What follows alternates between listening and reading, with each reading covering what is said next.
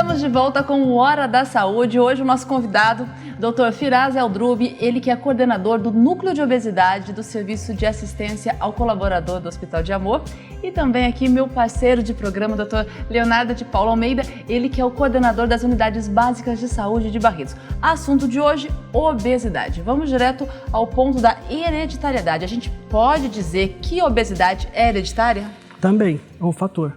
Por quê? Tá. É geneticamente, né? Então, tem famílias que são obesas, né?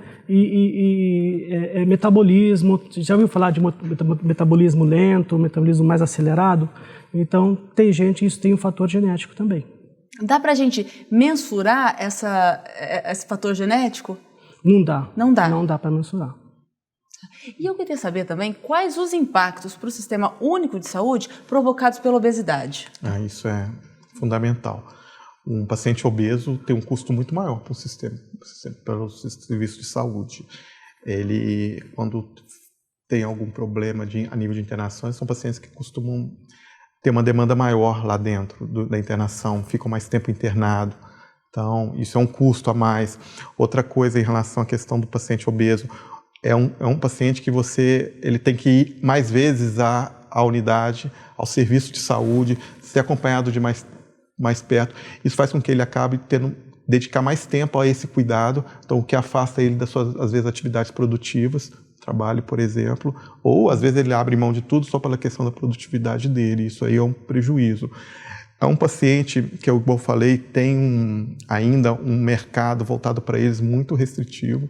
A gente não vê facilmente uma loja para pessoas obesas, tá? Um local voltado para cuidados. Isso ainda é muito restritivo no nosso país. Não que isso seja algo bom, eu acho que o ideal é que não tenha isso, mas a gente precisa ter uma visão mais clara sobre o risco da obesidade na nossa sociedade. A questão da autoestima, ele começa a se isolar. O obeso, você chama ele para uma festa, ele não vai, não todos, mas alguns, principalmente os que tiveram uma mudança muito brusca no corpo nos últimos anos da vida dele, ele totalmente isola, não tira foto. Dificilmente você vê uma pessoa mais gordinha mudando aquela foto do WhatsApp sempre. Acontece, alguns são mais extrovertidos, mas é difícil, às vezes não tem nenhuma foto. Então, isso é algo que realmente pesa muito na vida do obeso. E eles geram muito mais custo para o Sistema Único de Saúde, porque eles procuram muito mais esse serviço. E a complicação que eles têm também gera muito mais necessidade igual ele falou, de internação. Tem dois estudos grandes que foram feitos agora devido à pandemia, um na Universidade de New York, outra no Instituto de Pasteur na França, que a grande maioria dos pacientes infectados pelo Covid-19 necessitam internação e ventilação mecânica são obesos. Tá? Então, e isso é proporcional ao MC. Quanto mais alto o índice de massa corporal, mais esse paciente tem chance de ser internado e de necessidade de ventilação mecânica. Normalmente, os pacientes obesos, as pessoas que sofrem de obesidade, procuram quais especialidades médicas? Ou procuram mais quais especialidades? Tá. No momento, eles devem procurar o médico de família, que é o primeiro ponto de acesso. Tá? O médico de família vai conseguir Isso é o que eles deveriam fazer. Tá? Hoje, lógico, porque o tratamento, como ela é causa multifatorial, também o tratamento é multidisciplinar. Então, o tratamento precisa do médico, precisa do nutricionista, do nutrólogo, precisa do psicólogo também, tá? E até atividade física também com personal, se for possível, que a gente tem lá na assistência médica. Mas geralmente culturalmente ele procura o endócrino. Normalmente é o endócrino. Mas não quer dizer que o endócrino consiga absorver toda essa demanda. O endócrino é um profissional muito bem treinado para cuidar da obesidade. Então, hoje, se você pergunta para 10 pessoas quem que você procuraria se você está gordo, eu procuraria o endócrino. Isso é cultural. E os médicos, quando não estão preparados para isso, né, Firas? Nós temos colegas ainda na atenção primária, porque é uma especialidade nova que não são todos os médicos que trabalham na atenção primária que têm a especialidade de saúde, de medicina de família e comunidade. Alguns têm dificuldade de cuidar da questão da obesidade e acabam encaminhando por um endocrinologista. Isso acaba sobrecarregando a rede. Na fila, tem muitos pacientes com problema de obesidade, mas tem com outros problemas endocrinológicos, que às vezes tem até mais urgência. Então, a obesidade requer um cuidado mais multidisciplinar, igual o Firas, educador físico, psicologia, nutricionista, o nutrólogo, que é uma especialidade que cuida, o Firas pode falar com mais propriedade o que faz o nutrólogo, mas é em conjunto, não dá para a gente pensar no cuidado só com um único profissional. E a gente pode dizer que o Sistema Único de Saúde caminha para esse trabalho, para essa forma de trabalho? Sim, sim. Isso não tem dúvida. A nossa tendência hoje, claramente, é ter o acesso mais fácil, através, talvez, das unidades básicas de saúde, a equipe de saúde da família, e melhorar a relação da unidade básica com a rede, com os endócrinos, psicólogo. Tudo isso vai ajudar. Até pelo fato de poder acompanhar o paciente com mais frequência, mais de perto. Então isso é uma coisa que já vem acontecendo, já vem caminhando. Sim, aqui sim. Que legal. Agora, sobre o tratamento da pessoa com obesidade. Como é o tratamento? Como começa? Quais os passos? Tá. Igual eu te falei no começo, o tratamento é individualizado. Tá? Mas, de maneira geral, primeiro a gente tem que descartar causas hormonais, né?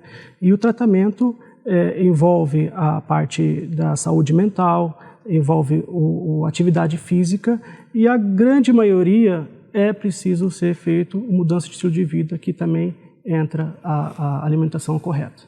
Começa assim o tratamento? Sim. E tem alguma parte em que o paciente normalmente empaca? Que ele acaba voltando àquela fase do tratamento? Existe isso? Sim. Isso na verdade é muito comum. Né? A pessoa vem empolgada, começa, primeiro mês, segundo mês, depois ela cansa, aí volta para trás, e aí volta depois de 4, 5 meses, quer começar de novo. Então, isso é porque, que eu te falei, precisa de muita determinação. E nessas voltas, assim, quando ela empaca, volta no tratamento, num ponto em que ela tinha parado, isso acaba influenciando mais uma vez na autoestima dela? Sim, claro. Né? Claro. Tem um imediatismo, aqueles que já chegam quando definindo o que vão fazer para perder o peso, que a figura do profissional lá é apenas ilustrativa. Eu vim aqui porque eu quero uma cirurgia bariátrica. Ah, já tem esse momento. Tem. A cirurgia bariátrica, o Firas pode falar com mais propriedade daqui a pouco sobre ela, é uma das opções no tratamento da obesidade, principalmente na obesidade mórbida, com IMC acima de 40. Mas ela tem todas as características, todas as suas peculiaridades de riscos também. Então, e hoje, pela praticidade, pela internet, eu vim aqui porque eu quero uma cirurgia bariátrica. E isso, às vezes, quando você começa a negociar isso, porque na verdade é uma barganha, você começa a conversar com o paciente. E às vezes ele está tão decidido a isso que no primeiro contato, se você não conseguir abordá-lo de uma forma mais calma, tranquila, e você dizer que talvez a cirurgia bariátrica seja apenas uma opção, ele já levanta e vai embora. E o mercado hoje está muito aberto. De repente ele encontra um profissional que já acha que possa fazer essa cirurgia bariátrica. Isso é um grande problema de saúde pública hoje. Cirurgias bariátricas sendo realizadas sem indicação. E isso está causando mais dano do que a própria obesidade. Assim. Quando a gente fala em cirurgia bariátrica, doutor Firas, o que precisa? Então, na verdade, tem indicações. Tá? Igual ele falou, é acima de 40 de IMC ou acima de 35 com outras comorbidades, tipo pressão alta ou diabetes. Geralmente a gente é bem conservador aqui, tá? Então, primeiro a gente tenta o tratamento convencional durante 1 ano ou 2 anos. Quando a gente achar que tem falha terapêutica, a gente vai encaminhar para cirurgia bariátrica. O problema da cirurgia bariátrica não é a cirurgia só em si, é uma cirurgia bem agressiva, mas não é só a cirurgia, é o pós-cirúrgico, porque a pessoa, mesmo fazendo essa cirurgia, ela tem que manter o estilo de vida que a gente vem fazendo antes. Tá? E a pesquisa fala que depois de 10 anos, muita gente volta para o peso que estava, porque não conseguiu acompanhar depois com esse estilo, manter esse estilo de vida. Quando faz a cirurgia bariátrica, mais uma vez, a cabeça é fundamental. Sim, sem dúvida. Primeira coisa, a cabeça.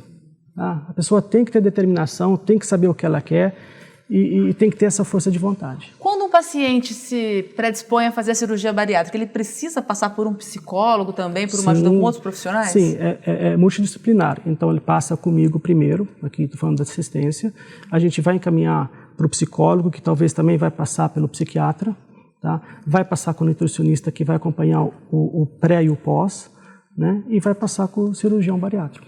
Tá. E é importante que haja esse diálogo. Sim, quando o Firas fala passar, tem que ter um médico centralizador conversando com todos esses profissionais e eles conversando entre eles.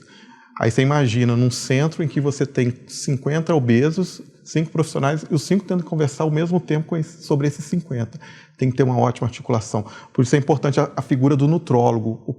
A especialidade de nutrologia é importante nesse sentido. Ela consegue fazer essa comunicação com essas outras equipes, esses outros profissionais. Tá? E eu acho até o mais difícil o pós, né, Firas? Porque ele é um pós para o resto da vida. Nós temos hoje pacientes voltando em consultórios depois de 10, 5 anos de cirurgia bariátrica com problemas de déficit de vitamina gravíssimos, com outras doenças geradas após a cirurgia bariátrica devido ao não acompanhamento, ao não segmento. E essa é uma questão importante. A maioria dos serviços que fazem cirurgia bariátrica às vezes não fazem um pós. Encaminha para um outro serviço desvinculado daquele. E aí que está. Ele fala, não, já estou bem, não preciso de ir para um outro serviço. Então, porque ele não foi encaminhado. Isso. E aí, por isso a importância do serviço também englobar a questão do pós-operatório. Mas o pós-operatório, bom, aí pode encaminhar para se for o endócrino que estiver acompanhando, o próprio nutrólogo, o médico de família, mas esse tem que manter o acompanhamento e fazendo a comunicação com essas equipes. Por isso que a obesidade é uma doença crônica e exige um tratamento crônico a longo prazo, para o resto da vida. Como que funciona normalmente no núcleo de obesidade? É dessa maneira que funciona? Orienta para esse grupo multidisciplinar? Orienta para esse grupo e a gente acompanha ele antes e pós-cirurgia. Fica acompanhando ele a longo prazo. Entre os pacientes com cirurgia bariátrica, quais os problemas que eles apresentam normalmente? Qual a maior dificuldade que vocês observam com esses pacientes? Pós-cirurgia? Pós-cirurgia. Pós-cirurgia. Bom, o primeiro já falou, não acompanhamento. As pessoas acham que fez a cirurgia e já acabou, e não é por aí. Então, as pessoas geralmente voltam com anemia por falta de ferro, tá? Falta de outras vitaminas também. E uma grande parte volta com problemas de saúde mental, de depressão, de ansiedade, porque eles não teve o preparo com um psicólogo ou com um psiquiatra antes de fazer a cirurgia e saber o que vai acontecer. Isso é observado nas unidades básicas de saúde. Também. No SUS ainda é um pouco pior, que não existem esses núcleos bem organizados. Tem bons exemplos, tá? Em São Paulo. Aqui, o estado de São Paulo é um lugar que ainda se diferencia muito do resto do país, mas a gente não vê esses núcleos bem organizados. Aqui a gente tem a facilidade de ter esse núcleo da seguinte forma: o paciente passou com o médico de família, identificou, ele já é encaminhado para esse núcleo começa, através da figura da pessoa, do nutrólogo, do profissional nutrólogo, articular com todo ele. E o nutrólogo mantém comunicação com o médico de família, o endócrino, para quem foi que encaminhou. Então isso é feito em conjunto. Na maioria dos serviços do Brasil ainda a gente tem essa dificuldade de ter equipe multi. Ele até consegue chegar, mas o profissional que está lá na ponta, às vezes ele não tem esse apoio do nutricionista, do psicólogo. Então, não adianta a gente criar um núcleo de obesidade se a gente não tem uma equipe formada. A gente pode criar um serviço que atende a obesidade, mas sem todo o equipamento necessário. Isso é a realidade. Aqui na nossa região a gente ainda consegue fazer um trabalho muito bom, muito bem direcionado. Essa é a nossa conversa sobre obesidade. Eu continuo aqui conversando com o Dr. Leonardo de Paula Almeida, também com o Dr. Firas El-Drubi. Daqui a pouquinho, depois do intervalo, obesidade e saúde mental. Obesidade encurta a vida? E nós também vamos te falar o passo a passo para procurar ajuda para tratar a obesidade. Já já!